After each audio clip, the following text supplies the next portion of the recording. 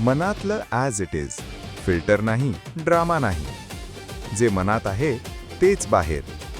बिनधास्त, थेट, खरं. Before getting married, okay, you are knowing about it की बाबा माझा नवरा पोलीसमध्ये आहे, तर काही असं येऊ शकतं, असं असू शकतं. तुला काय असं म्हणजे सांगितलं होतं त्याने? मला नेहमी सांगायचा तो, कारण की मी खूपच हाय प्रोफाईल केसेस करतो आणि मी सत्याच्या बाजूने उभा राहतो. माझ्यासाठी कोणीही मोठं किंवा कोणीही सेलिब्रिटी नाही आहे आणि सत्यासाठी आणि न्यायासाठी आय रब on the wrong shoulders a lot. म्हणजे मी खूप म्हणजे मी हिडून जात. Yes yes. तर ह्याचे रिपरकशन्स आपल्यावर होतील.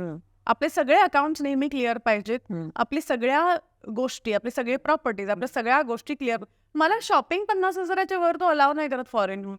जेवढं बिलात अलाउड आहे तेवढं करायचं, ते त्याच्यात घरी यायचं, हे अलाउडच नाही आहे. सो मला पोलिसांनी, कधी ट्रॅफिक पोलिसांनी अडवलं किंवा कुठे काय झालं, मी एकदा त्याला लग्न जस्ट झालं होतं ना, तेव्हा एकदा फोन केला होता की हॅलो, मला ना इथे जरा अडवलेलं आहे.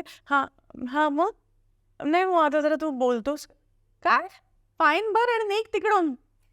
त्या एका कॉलनंतर मी अजूनपर्यंत त्याला फोन नाही केला की मला कुठे काय आहे, बिकॉज आय नो की he goes by the book. आणि if he goes by the book for me, तर तो दुसऱ्यासाठी तर बाय द बुकच जाणार. You know what I am saying. So ती आर मेंटली प्रिपेअर्ड मी की कोणीतरी असा उठणार एक, यु नो, आणि तो येणार.